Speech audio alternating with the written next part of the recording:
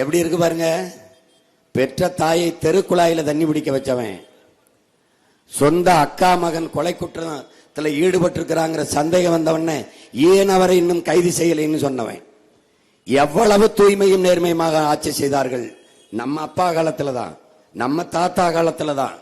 ஆனால் இன்னைக்கு அப்படி இருக்கிறதா என்று பாருங்கள். என்ன இருக்குது? இன்னைக்கா இருந்தால் தொடர் வண்டியில முதலமைச்சர் குடும்பமே தனியா போகும், 1 ரூபா காசு கொடுக்காம. நாட்டை நாசமாக்கி விட்டார்கள் 1/4 நூற்றாண்டுக்குள்ளே. நம்முடைய தாத்தாக்கள் காலத்தில் யாரும் வீடு கட்டலையா? யாரும் வீடு கட்டல. அப்பெல்லாம் நம்ம ரோடு போடல. அப்ப இப்படிதான் ஆத்து மணலை புறம் அள்ளி வித்து தின்னு ஆரப்புறம் கொலை செஞ்சிருந்தாங்களா? அப்போலாம் இப்படிதான் மலையை நொறுக்கி மணலாக்கி வித்து நம்ம தாய் மாற அறுத்து ரத்தம் குடிச்சாங்களா? இப்படிதான் ஆட்சி நடந்துச்சா?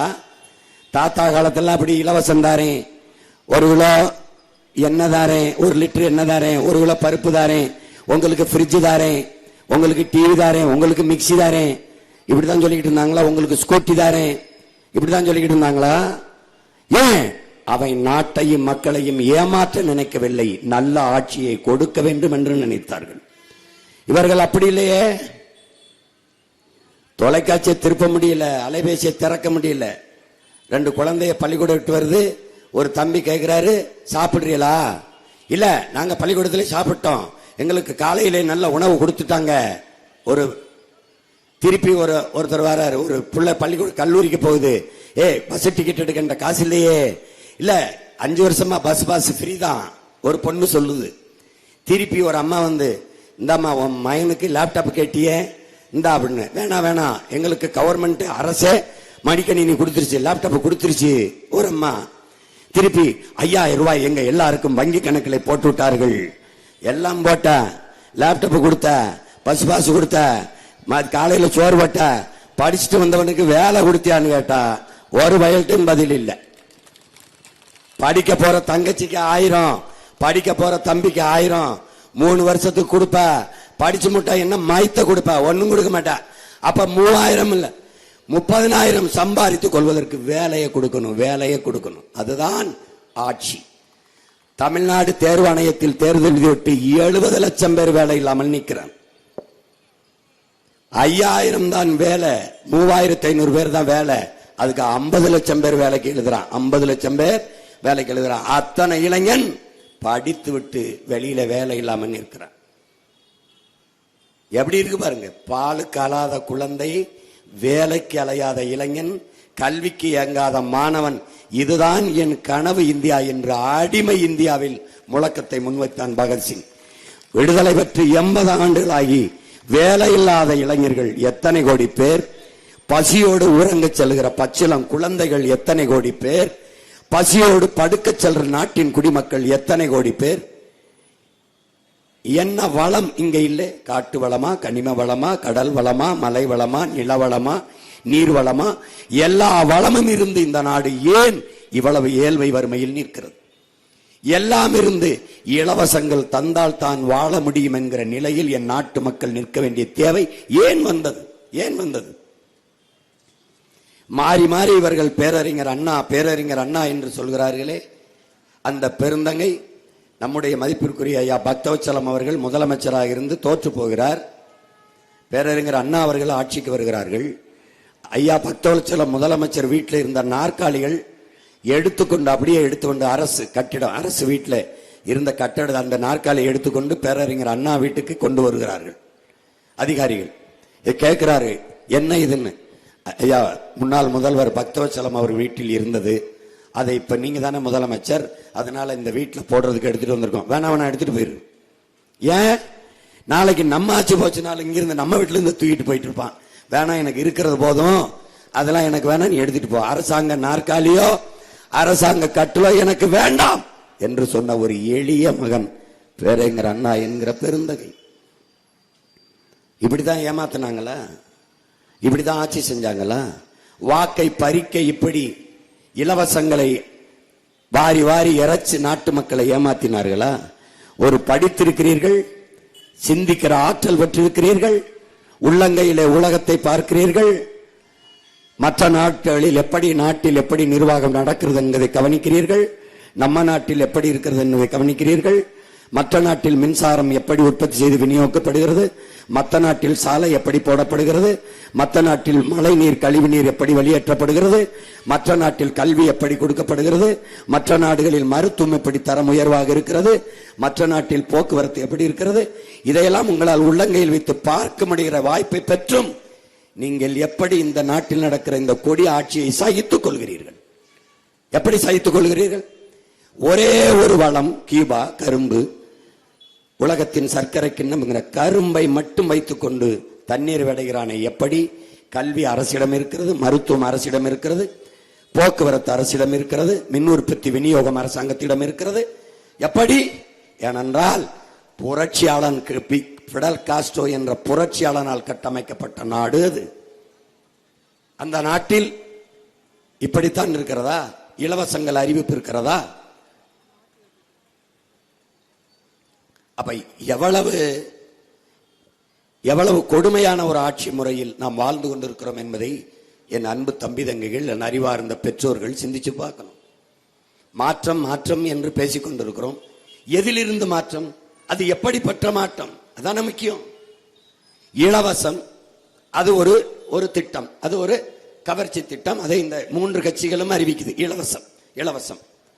நாங்கள் வந்தால் 10,000 கொடுத்து விடுவோம். நாங்கள் வந்தால் குடும்ப தலைவிக்கு 2,000 கொடுத்து விடுவோம். நாங்கள் வந்தால் ஃப்ரிட்ஜ் கொடுப்போம். ஃப்ரிட்ஜில் என்ன வைப்ப? என்ன வைப்ப? காய்கறி வைப்ப. காய்கறி அவன் கொடுப்பான், அது என் விவசாயி தான் கொடுப்பான். காய்கறி அவன் கொடுப்பான், விவசாயி தான் கொடுப்பான். மிக்சி கொடுப்ப, கிரைண்டர் கொடுப்ப. மிக்சியில எதை போட்டு அரைப்ப? கிரைண்டர் கொடுப்ப. மாவரைக்கிற எதை போட்டு அரைப்ப? அரிசி பருப்பு, அதை அவன் கொடுப்பான். என் விவசாயி விளைய வச்சாதான் உனக்கு கிடைக்கும். இதெல்லாம் ஒரு திட்டமான் பாரு. இதெல்லாம் உனக்கு நீ எந்த வேலை நான் உனக்கு கொடுத்துறேன். எங்க இருந்து கொடுப்ப? எங்க இருந்து கொடுப்ப? என் நாட்டை வித்து கொடுப்பேன். என் மக்களின் நலத்தை கெடுத்து, மண்ணின் வளத்தை கெடுத்து, காசை கடன் வாங்கி கொடுப்பேன். 10,5 லட்சம் கோடி கடன், 10,5 லட்சம் கோடி கடன், வட்டி 1 லட்சம் கோடி. இவர்கள் அறிவிச்சிருக்கிற இதையெல்லாம் கொடுப்பதற்கு 5 லட்சம் கோடி கடன் வாங்கணும். அதுல 2 லட்சம் கோடி வட்டி கட்டணும். எப்படி? ஏமாத்திரணும். எப்படியாவது சொல்லி வாங்கிடணும், பறிச்சிடணும். நீங்க நல்ல ஆட்சி கொடுத்திருந்தால் உங்களுக்கு தெரியும், இந்த கடையில் நல்ல உணவு இருக்கின்றால் தானாக நீங்கள் அங்கே தேடி போய் சாப்பிடுவீர்கள். விளம்பரம் தேவையில்லை. அந்த கடையில் உடைகள் நன்றாக இருக்கும், தரமாக இருக்கும் என்றால் மக்கள் தானாக தேடி சென்று வாங்குவார்கள். விளம்பரம் தேவையில்லை. ஆனால் இவர்கள் நல்ல ஆட்சி கொடுத்திருந்தால் இந்த அறிவிப்புகள் தேவையில்லை. ஆனால் இவர்கள் என்ன செய்கிறார்கள்? நாங்கள் வந்தால் அதை தருவோம், இதை தருவோம், எதை தருவோம். நல்ல ஆட்சி தருவோம் என்று ஒருத்தனும் சொல்றதில்லை. நல்ல கல்வியை தருவேன், அதற்கு வேலையை தருவேன் என்று எவனும் சொல்வதில்லை. சாராயத்தை ஒழிப்பேன் என்று ஒருத்த வாயிலிருந்து வர்றதில்லை. சாராய கடையை திறந்து வைத்து விட்டு நல்ல ஆட்சி என்பதும், பெண்கள் பாதுகாப்பு என்பதும், சட்டம் ஒழுங்கு என்பதும் எவ்வளவு வேடிக்கையானது என்பதை கற்றறிந்த பெருமக்கள், அறிவார்ந்த தமிழ் சமூக சொந்தங்கள், என்னிலும் இலையின் தம்பி தங்கைகள் சிந்திச்சு பார்க்கணும். மாற்றம் என்றால் இலவசம் இல்லை. இலவசம் பெற வேண்டிய ஏழ்மை வறுமை நிலையில் இருந்து என் மக்களின் வாழ்க்கை தரத்தை உயர்த்துவது மாற்றம். கல்வி 10 லட்சம், 5 லட்சம், 20 லட்சம் சீட்டுக்கு இல்லை.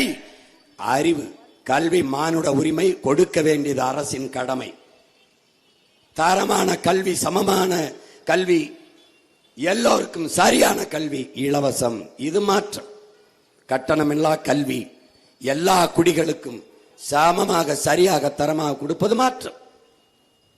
மருத்துவம் பணக்காரனுக்கு ஒன்று, ஏழைக்கு ஒன்று. பணக்காரன் உயர்ந்த தனியார் மருத்துவமனையில் படுத்து மருத்துவம் செய்து பிழைத்துக் கொள்வான். ஏழை உடல்நிலை சரியில்லை என்றால் நேரே பாடையை கட்டி சுடுகாட்டுக்கு செல்ல வேண்டியதுதான். இந்த நிலையில்தான் இந்த நாட்டில் மருத்துவ கட்டமைப்பு இருக்கிறது. அப்போ தனியார் முதலாளிகளின் மருத்துவ கட்டமைப்புக்கு இணையாக அதையும் தாண்டி தரமான உயர்ந்த சரியான மருத்துவத்தை தன் நாட்டு குடிகளுக்கு உயிர்காக்கும் மருத்துவத்தை கொடுப்பது மாற்றம். எதுவொன்றுக்கும் கையேந்தி நிற்காது ஏழ்மை வறுமை நிலையில் மக்களின் வாழ்க்கை தரத்தை வைக்காது உயர்த்துவது. கல்வி, கல்விக்கேற்ற வேலை, வேலைக்கேற்ற சம்பளம், அதை கொண்டு வாழ்கிற பெருமை மிக்க வாழ்வை தன் நாட்டு மக்களுக்கு கொடுப்பது மாற்றம். அதானே மாற்றம். தன் நாட்டு குடிகளுக்கு தவிச்ச வாய்க்கு குடிக்க தண்ணி தர முடியாத அரசு அரசா தரிசா என்பதை அறிவு சமூகம் சிந்திக்கணும். இலவசமா மடிக்கணினி கொடுக்க முடியுது, இலவசமா மிக்சி கொடுக்க முடியுது, இலவசமா கிரைண்டர் கொடுக்க முடியுது, இலவசமா அண்டா குண்டா கொடுக்க முடியுது, இலவசமா ஃப்ரிட்ஜ் கொடுக்க முடியுது, வீட்டுக்கு 5000 கொடுக்க முடியுது, 10,000 கொடுக்க முடியுது. ஆனால் தண்ணீரை மட்டும் இலவசமாக தர முடியவில்லை. ஏன் தரமாக தர முடியவில்லை? தண்ணீரை விற்கிற முதலாளி அரசு தரமாக கொடுத்து விட்டால் பாதிக்கப்படுவான். ஏன் கல்வியை தரமாக கொடுக்க முடியவில்லை? கல்வி அரசு தரமாக கொடுத்து விட்டால் கல்வியை நடத்துகிற தனியார் முதலாளிகள் பாதிக்கப்படுவார். அந்த முதலாளி யார்? ஆட்சி அதிகாரத்தில் இருக்கிற அவர்கள் தான் கல்வி மருத்துவத்தை வச்சிருக்கிற முதலாளிகள். அப்போ நாட்டு மக்களின் மீது அக்கறை இருந்தால் என்ன செஞ்சிருக்கணும்? கல்வியில் தன் நாட்டு மக்களை மேம்படுத்தி இருக்கணும். அறிவையும் ஒழுக்கத்தையும் போதிக்கிற கல்வியை கொடுத்து தன் நாட்டு மக்களை மேம்படுத்தி இருக்கணும், நன்னறிப்படுத்தி இருக்கணும், ஒரு ஒழுக்க சமூகமாக கட்டமைச்சிருக்கணும். அதனால இல்லைன்னா என்ன? 6 வயசு பிஞ்சு குழந்தை கற்பழித்து வன்புணர்வு செய்து கொலை செய்யப்படுறார். 60 வயசு அம்மா வன்புணர்வு செய்து கொலை செய்யப்படுறார். நடுச்சாலையில் கொலை நடக்கிறது.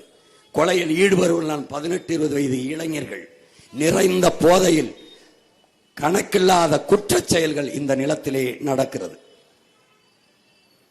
எவ்வளவு வன்முறைகள், எவ்வளவு அன்புணர்வுகள், எவ்வளவு கொலைகள், எவ்வளவு குற்றச் செயல்கள் இந்த நாட்டிலே. ஒரு சமூகமே குற்ற சமூகமாக மாறி நிற்கிறது. மறுக்க முடியுமா? உங்களால் மறுக்க முடியுமா?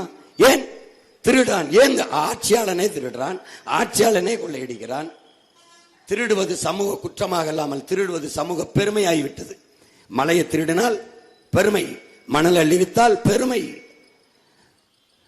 ஒரு அரசு கள்ளச்சாராயம் காய்ச்சுவது குற்றம், குடிப்பது குற்றம், சட்டப்படி குற்றம். ஆனால் காய்ச்சி குடிச்சு செத்தவனுக்கு சட்டப்படி 10 லட்சம் கொடுத்து சாராயம் குடிச்சு செத்தவனை அங்கீகரிக்கிறது என்றால் இந்த நாட்டை, இந்த சமூகத்தை எதை நோக்கி இவர்கள் நகர்த்துகிறார்கள் என்று அறிவார்ந்த எனது தமிழ் சொந்தங்கள் சிந்திச்சு பார்க்கணும். எப்படி? உழைப்பிலிருந்து என் மக்களை நீ வெளியேற்றிட்ட, குடிக்க வச்சு உழைக்கும் திறனை இழக்க செஞ்சிட்ட, உழைப்பது இழிவு என்று காட்டிட்ட. உழைப்பிலிருந்து வெளியேறின உழைப்பிற்கான தேவை அப்படியே இருக்கு. அப்ப அந்த உழைப்பிற்கான தேவையை வட மாநிலத்திலிருந்து, பீகார்ல இருந்து, உத்தரப்பிரதேசத்திலிருந்து, குஜராத்திலிருந்து ஏகப்பட்ட பேர் வட இந்தியன் வந்து அந்த இடத்தை நிறைச்சிட்டான். 1.5 கோடி பேர் இங்க இருக்கான். எஸ்ஐஆர்னு ஒண்ணு கொண்டு வந்து புதிய வாக்காளர், சிறப்பு வாக்காளர் சீர்திருத்தம் அவனுக்கு எல்லாருக்கும் ஓட்ட கொடுத்துட்ட. நீ குடும்ப அட்டை கொடுத்த, ஒரே ரேஷன் கார்டுன்ட்ட, எல்லாருக்கும் ஓட்டுரிமை கொடுத்துட்ட. அந்த 1.5 கோடி பேரும் இந்த நாட்டில் ஓட்டு போட்டான்னா என் நாட்டின் அரசியலையும் அதிகாரத்தையும் அவன் முடிவெடுப்பான். அப்ப என் நாட்டு அரசியலும் அதிகாரமும் இந்திக்காரண்ட போச்சுன்னா நான் ஏற்கனவே ஒன்னும் இல்லாம எல்லாத்தையும் இழந்துட்டு இருக்கிறேன். என் மொழியை இழந்துட்டேன், என் வரலாற்றை மறந்துட்டேன், என் வழிபாட்டை விட்டு வெளியேறிட்டேன், என் நிலத்தை விட்டு வெளியேறிட்டேன். அடுத்து நாட்டை விட்டு வெளியேறதை தவிர எனக்கு வழி இல்லை. இப்ப நான் சொல்றது உங்களுக்கு நம்ப முடியாம ஏதோ பேசுறேன்னு கசப்பா இருக்கும். எப்பவும் உண்டு சொல்றேன், உங்க மகன் நான் போதிக்கும் போது புரியாது, உங்களுக்கு பாதிக்கும் போது புரியும்.